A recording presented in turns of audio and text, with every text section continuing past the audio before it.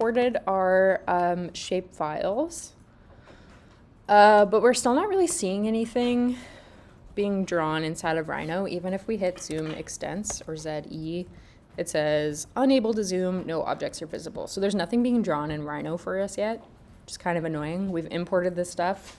We probably want to see it. The reason that we import it before we draw it is specifically because of this little features output here. If we grab a panel and take a look at what's coming out of features, so I'll just grab a panel and we'll have a little look-see. What's coming out of features is a list of goofy looking words. And those words might start to look familiar to you as the titles for the different types of information that came up under our data schema.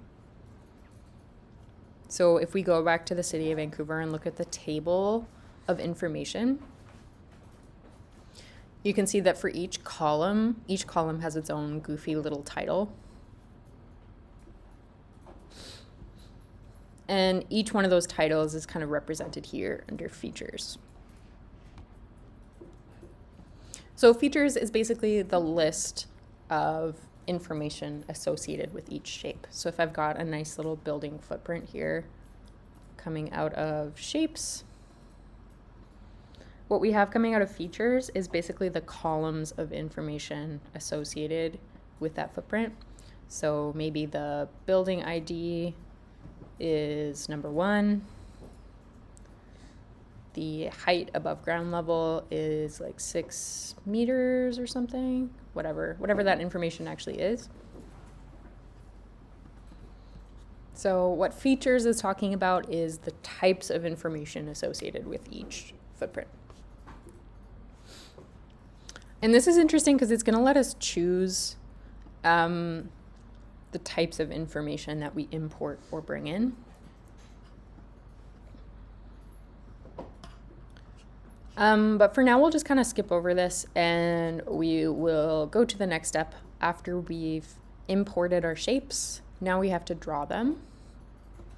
So coming back to the At It tab under the little shapefile bucket, there's 2 other components that we could use. Do you guys remember which one? It was either feet at it or data viz at it. Yeah, nice job. So we're gonna grab the data viz component. This one's gonna help us actually like draw what we've imported. The other component that's left, feet at it, feature at it, this one's just kind of like a generic information component. So this can be useful for telling you a little bit of information about your file. So we can plug our shapefile into this one. If you're curious, you don't need to do this. If we plug our file path into feet at it, feature at it, you can see what comes out the other side is just like a little bit of information about what's going on in your file. So this can be helpful if you're not super sure. Geometry type, we can plug that in and you can see that what the file has is a bunch of polygons. Projection type, again, super helpful and useful. This is kind of the coordinate system that we chose from that little drop down in the City of Vancouver website. This one's set to NAD 1983 UTM Zone 10N, which is exactly what we want. And then features, again, this is just going to give you a list of all of those categories of information associated with that file. So feet at it, kind of a nothing burger, but just tells you about what's going on in your shapefile. Data viz at it is where it's at when we actually want to draw those shapes. So we can take a look at what we can plug into on the left-hand side of data viz at it. First things first, we need to feed it some shapes. So some shape files that we've imported, we need to tell it which shapes we want to draw. In this case, that's going to be everything that we've imported. So there's a nice direct line. We can plug shapes from import add it into shapes. On data viz, add it. So shapes goes into shapes, nice and easy.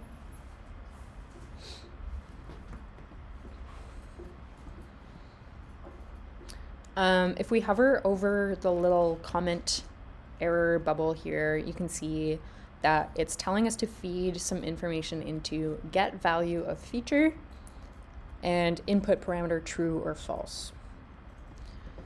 For now, what get value of feature is asking you is what information about this shapefile do you want to retrieve? So this is where we can get picky, and we can say, I'm only interested specifically in the height above ground level. We can plug that specific feature into get value of feature. And that's going to control what's coming out the other side here where it says at values. These are the attribute values. So what's going to come out over here is going to be the information associated with whatever features we've plugged into get value of feature. So if we plug in height above ground level, what's going to come out on the right hand side is going to be the values of that height above ground level. So the relative, like maybe this one's 6 meters, 8 meters, 10 meters for each specific footprint. We'll come back to that in a second. But basically just know that you can kind of choose which categories of information you're interested in learning more about, or just what data you want to grab. For now, we're going to skip being kind of choosy and picky. We're just going to kind of import all of these different categories. We'll say that we're interested in everything, and then we'll kind of narrow it down from there. So for now, we can take all of our features. So this is a list of all of the different categories of information, and we can plug that into get value of feature. So we can take features and plug it into get value of feature. Features goes into get value of feature. And what we're doing when we say this, we're just saying, okay, bring in everything you've got, every single feature, bring in all of the information for all of these different categories. So features goes into get value of feature.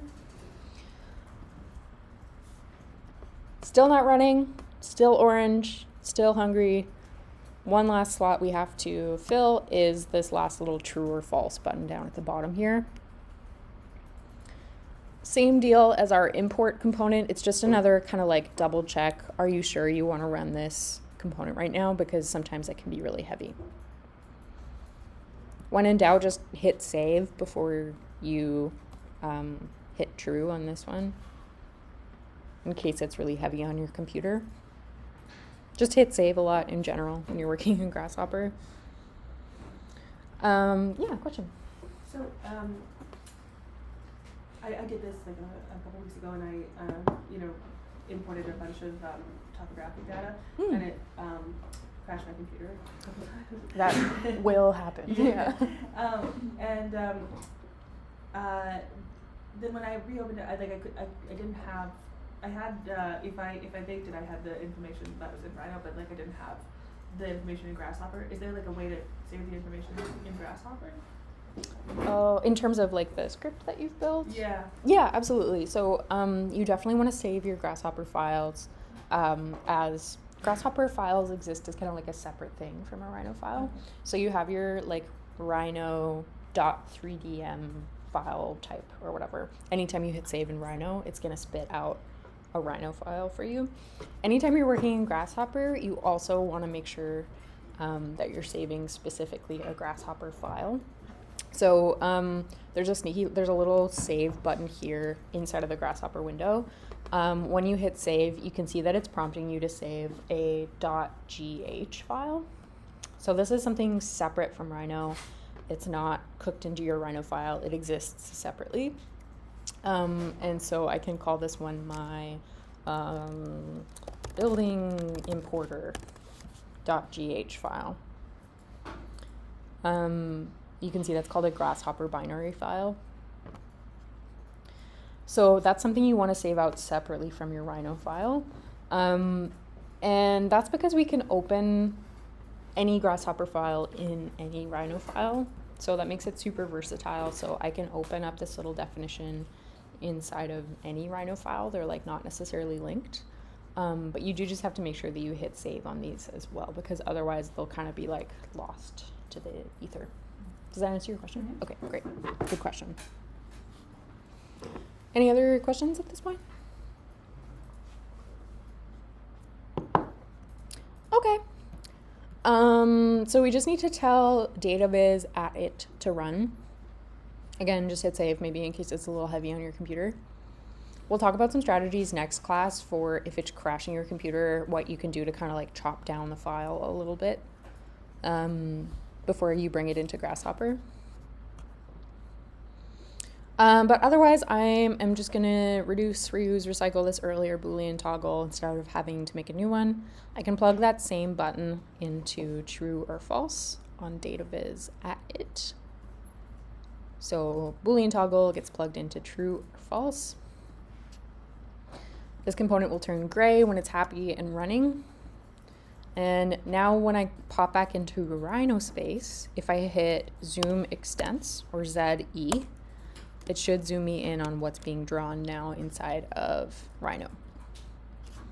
Again, it's still just in Grasshopper. There's nothing for me to click on in Rhino, but it's rendering it inside of Grasshopper because of this DataViz component. So far, so good? Okay. Okay, so this is kind of where we got to in Module 1. What we're going to do now is we're going to take a little bit of a closer look at what's coming out of attribute values. So where we got in Module 1, we were able to see all of these little polygons that are being drawn. Maybe we bake them into Rhino, and now we have some nice polygon shapes to play with. We're going to take a look at what's coming out of attribute values. So this very bottom little nub here, at values. We'll take a look at all of this data and start to use some of the information in here to extrude our buildings upward to their relative height. So I've just grabbed a little panel here, and I'm going to plug attribute values into that panel, and you can see what I get is a big fat list of information.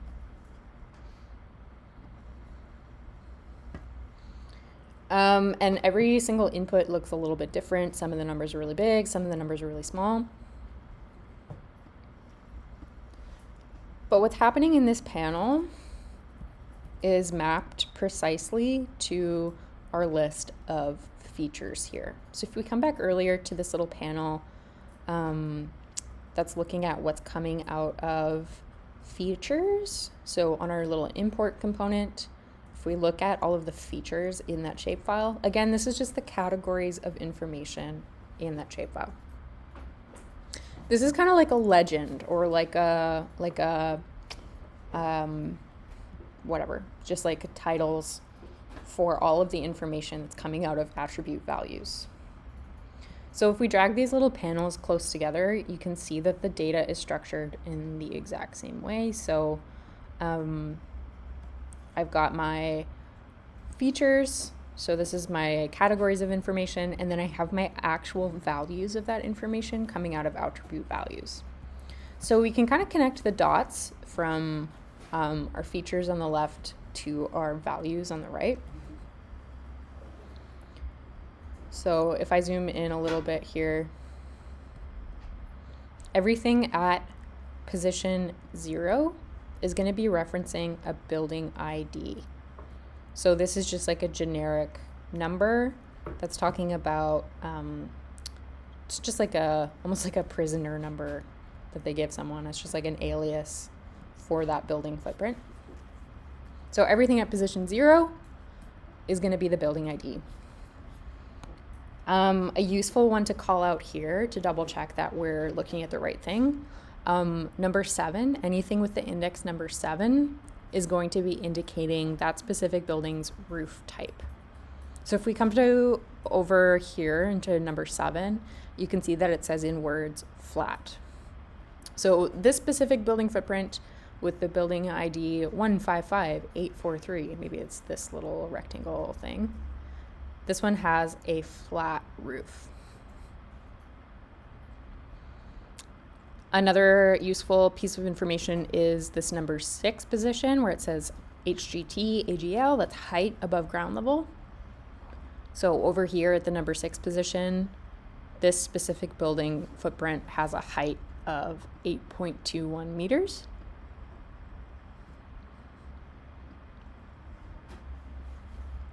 So the position in the list, this little index number, corresponds to whatever this little category is on the left-hand side. So this is kind of like a index or like a legend for all of the information over here.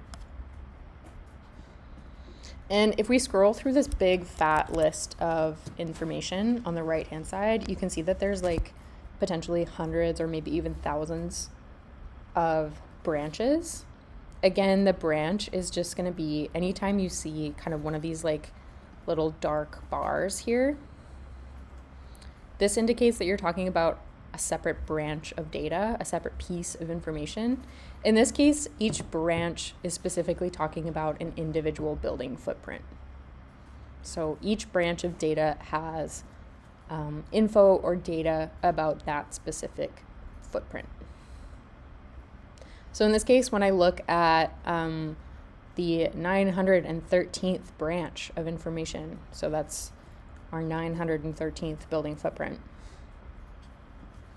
we have information about that building footprint. If I come down to number 7 here, we know that that building footprint has a pitched roof. If we look at number 6, we can tell, okay, that building is 12.53 meters tall. Does that kind of make sense? Okay. This is the point of shapefiles, is to be able to grab all of this specific information for different shapes. Then what we can do, because we have a big fat list of this information, we can use that big fat list to force Grasshopper to apply that data across all of our little polygons. So instead of grabbing each footprint and pushing and pulling it up ourselves, we can force Grasshopper to do that of its own accord. So if we come back up to our data viz at it component here, and we take a look at what's coming out of polygon, you might have to hover over polygon, polyline, and point to figure out kind of what exactly it's spitting out. In this case, polyline and point are empty, so we know that it's just polygons that it's spitting out, which is cool. We know that we can take those individual polygons or footprints and extrude them upward to give them a height of some sort. And we can do that using the extrude component. So I'll just double click and type in extrude. This one is under the surface tab, so surface, freeform, and then extrude.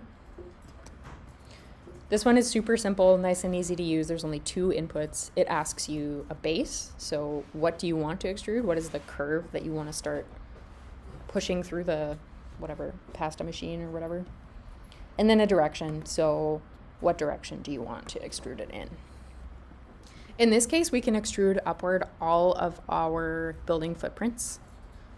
So we can take this whole list of polygons and plug polygon into base on extrude. Again, maybe hit save before you do this, it might be heavy.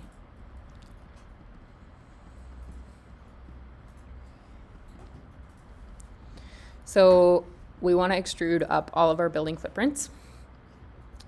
It just needs to know what direction do you want to extrude that curve. Any guesses what direction we want to use?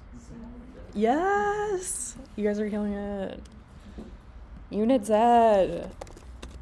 So we're going to use the unit Z vector. This one's just under vector, vector, and then unit Z. We can plug that into direction. Again, that's just telling it extrude it up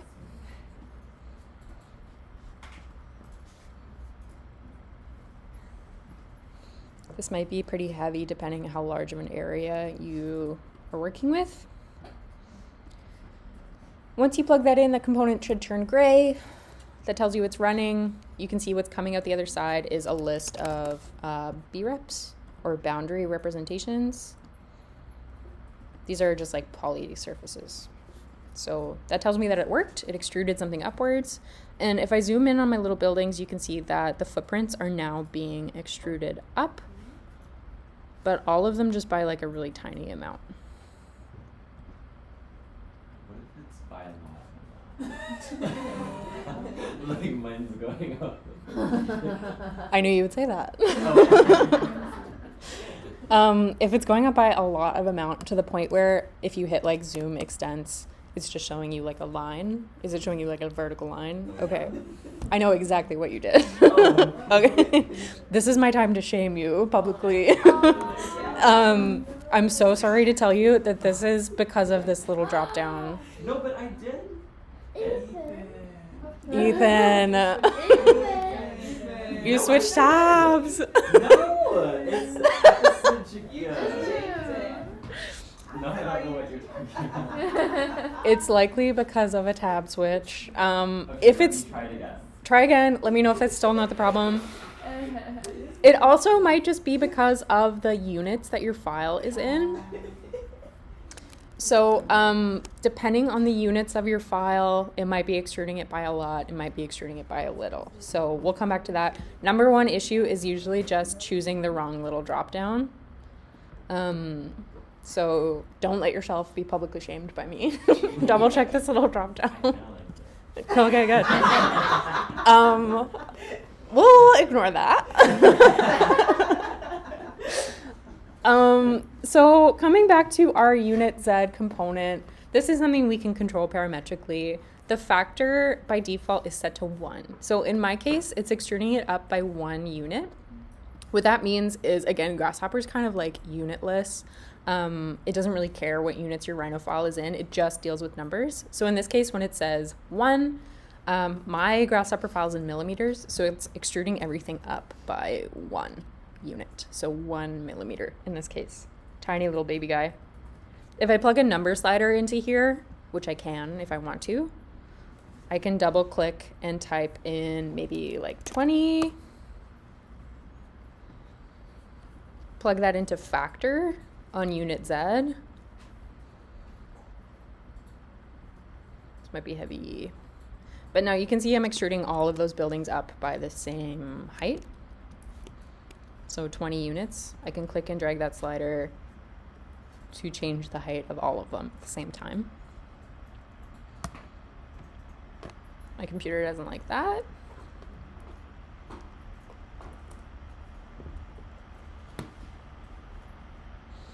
Anyways, so it's pretty clear that what's controlling the height of these buildings is this little factor value here. Since we're in Grasshopper, it's parametric. We can work with different data. If we have the building height for every single one of these little footprints, we can use that and plug it into factor to force Grasshopper to draw each building at the correct height. We just need to know what the different heights are. So we need to come back to our big fat list of information and figure out how to pull out only the piece of data that's relevant to us. So in this case, we just need a number to extrude by. We just need a height. Does anybody have a guess from this list on the left-hand side? These are our different features. Any guesses for what a useful feature might be for height? Number 6? Yeah, nice stuff. So number 6, height above ground level. This one's super helpful for extruding the building to its correct height. So let's say we've got our little building footprint. Height above ground level measures the distance from the base of the building to the height at the top of the building. So we've got a dimension from the bottom to the top, which is super helpful.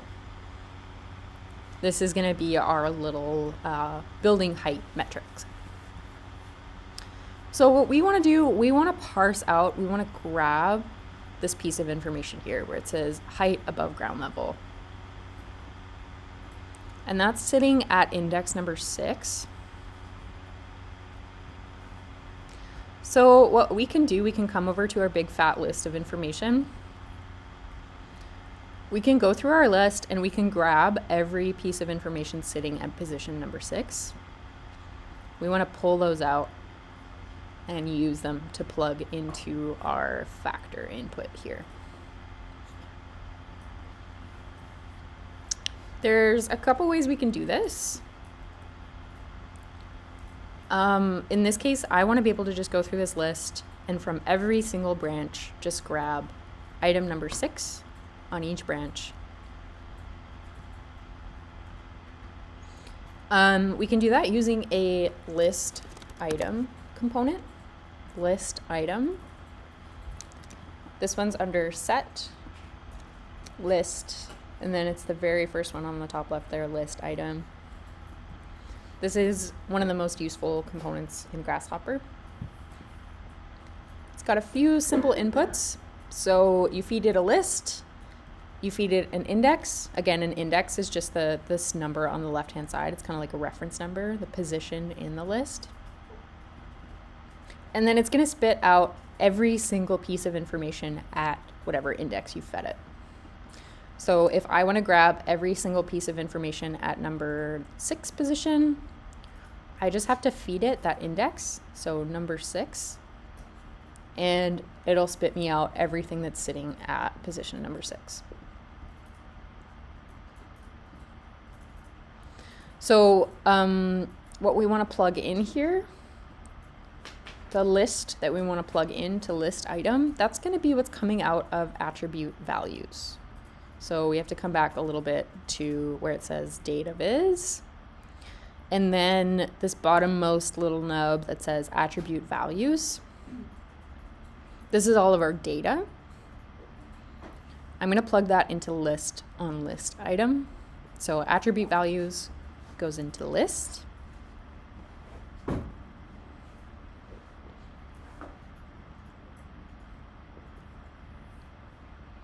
And then index. So again, this is asking you which position in the list are you interested in grabbing from? Which spot, which number are you interested in keeping? In this case, we want to grab every item at position number 6. So we just have to feed a number 6 into index. So I'll just double click and type in 6. It'll give me a little number slider. Can plug 6 into index.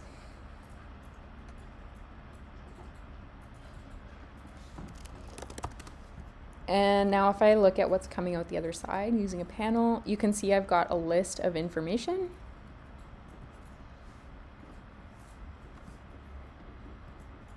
Again, it's on a bunch of branches. You can see it's got these like dark bars here. That's telling you it's a new branch of information. And if we compare and contrast to what we plugged in, so our big old list of data, you can see what's coming out is only the information at position number 6. So number 6 here was 8.21. You can see that what comes out over here is 8.21. If I scroll down on my list a little bit on the left-hand side to branch number 39, for example. The scroll is sensitive. You can see on branch 39, index number 6 has a value of 4.66. If I come down to branch 39 on the right-hand side, that value is 4.66. So just a way to double check that you're grabbing the information that you want.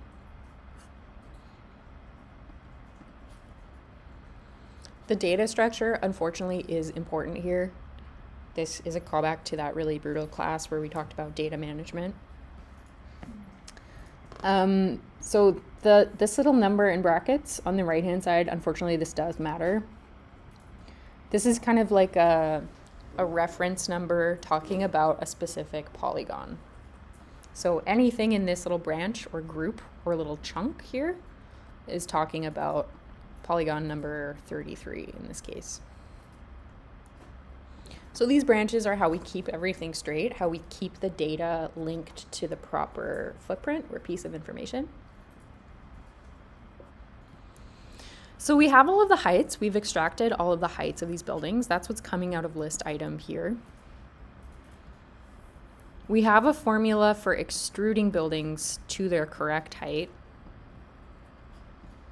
using the extrude button or component.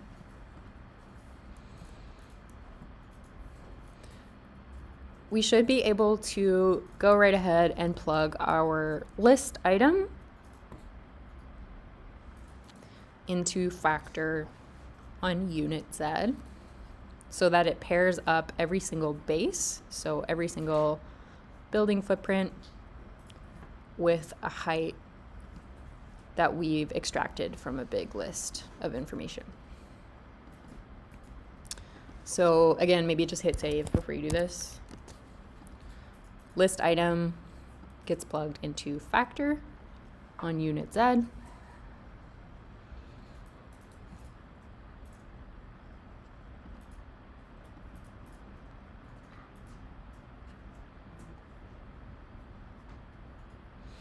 And now if we go back and look at what's being drawn inside of Rhino, you should start to see some 3D geometry coming out that looks a little reminiscent of the city.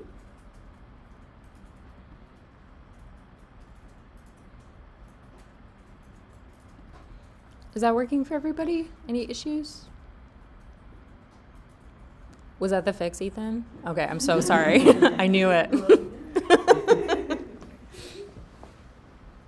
also super tall, but I swear I downloaded it as an GIS. Okay, I don't believe you, but if that's the case, the issue is likely a data management issue somehow. So something else we have to keep an eye on is making sure that the branch structures pair up correctly.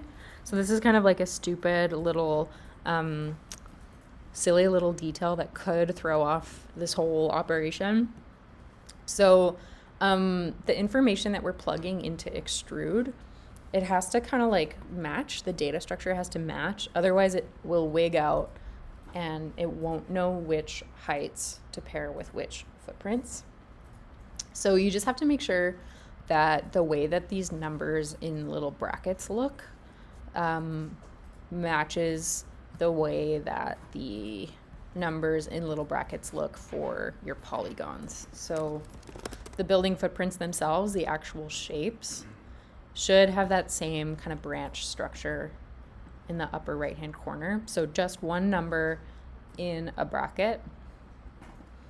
If you see something like two numbers in a bracket, this causes things to wig out a little bit. It just means that there's one more extra inception layer of information that could be throwing things off. So if you're having problems, I would recommend coming over to the extrude component, and we'll do just like a really simple data operation to make sure that your data matches, or like those branch structures look the same so they can pair up and thread together nicely. So you can right click on base and choose simplify. It's that little zipper icon. And then right click on direction and also choose simplify, little zipper icon. If you simplify both, it should make sure that any kind of like extra inception layers of data are stripped off and you're just left with that basic list. So that could be something that throws you off. Did that help? So far, no. Okay, then unfortunately I'm going to throw you right under the bus and say that it was that little drop down. We can chat about that after class if it's still coming up for you. But otherwise, I will just wrap things up by closing off our little open extrusions. Right now, it's just kind of giving us some empty rectangles. But in order to get some nice closed 3D shapes, we can run the cap holes command, cap holes. This is identical to the cap function inside of Rhino. So it'll do exactly what it'll look like. Any kind of planar openings, it'll slap a nice polygon on it to close up the shape. Cap holes, this one's under surface, utilities, and then cap holes. This one, again, very computationally heavy, so hit save just in case. And then we can plug our extrusion. So extrusion into B-rep on cap holes. It'll chug for potentially a lifetime and then spit out some nice closed geometry. So it's got a roof and a floor now.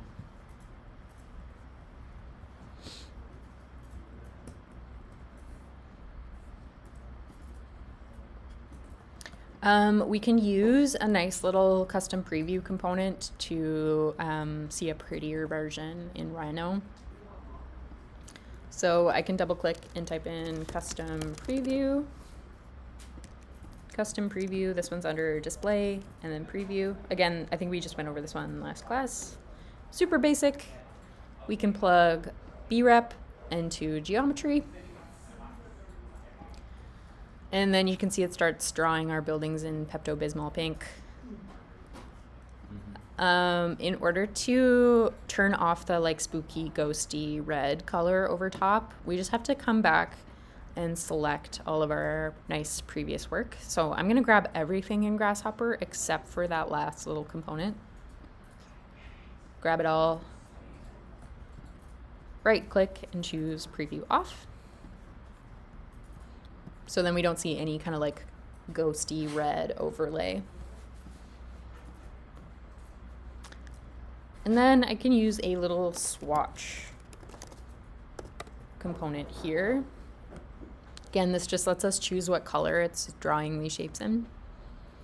So I can plug my swatch into material, and then I have a nicely drawn model of the city of Vancouver. And you can zoom around that. Again, it's not quite real yet. We haven't baked it into Rhino yet. So when I go to click on something, you can see there's nothing there. Still exists only in Grasshopper. So if you close your Grasshopper file, everything's gonna disappear. If you want it to stay in Rhino, you have to right click and hit bake here. Once you hit bake, now your geometry actually exists in Rhino and you can start to play around with those individual pieces. Other information that's useful from our shapefile, you can come back and take a look at all of these different categories of information. But something else that might be a useful thing to implement is number 5 here, where it says base elevation in meters. This is talking about how high that building footprint is relative to sea level. So right now, if we look at all these buildings, it's just drawing them on the same flat surface. The city of Vancouver isn't a perfectly flat surface in reality. So if you want to be accurate and maybe you're adding in some contour data, you've modeled some mesh topography, if you want those buildings to sit at the correct height, base elevation in meters is something you could use to move them to the correct height. And that's as simple as just using a move component. I won't go through the steps, but you can take all of the buildings that you've drawn, plug them into geometry, and then just make sure that you use a unit Z component plugged into motion and follow the exact same steps to scrape out the base elevation in meters to plug into the factor on unit Z. So there's all kinds of information in our shapefile that we can use to help our model be a little bit more accurate. You just kind of have to go through, parse it out, and apply it where it's relevant. Okay, so I think I'll stop there. Does anybody have any questions, any errors that came up?